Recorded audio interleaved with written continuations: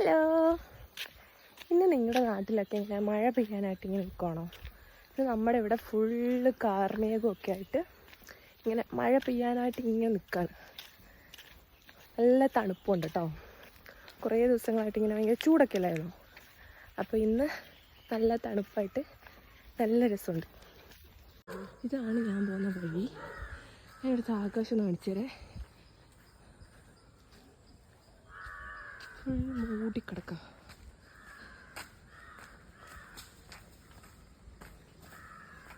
എന്താ പരിപാടി?